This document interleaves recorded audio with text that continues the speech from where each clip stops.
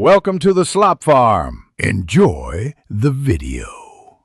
In this video, I will explain how to update your Ford F-150 Sync system. Keeping your sync software current offers many advantages, from enhanced navigation to improved system security and new features. We will walk through everything you need, including preparing a USB drive, downloading the correct files, and performing the installation.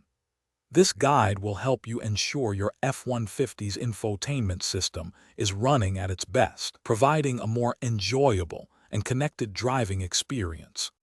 Before starting, you'll need to prepare. First, check your current sync software version directly on your F-150's screen.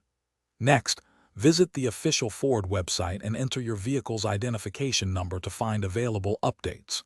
You will need a USB drive, ideally between 4 and 32 gigabytes in size, formatted to either FAT32 or XFAT, depending on your sync generation. Download the update files to this empty USB drive.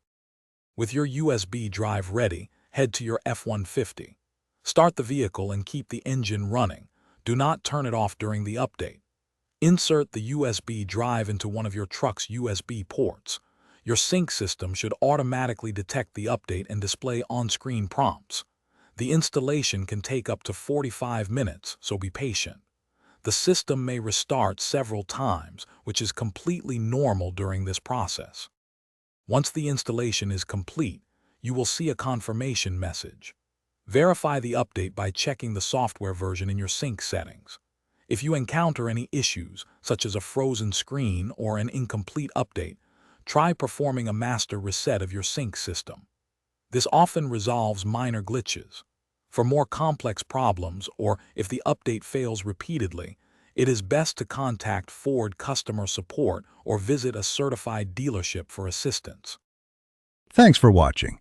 Consider subscribing if we helped you today.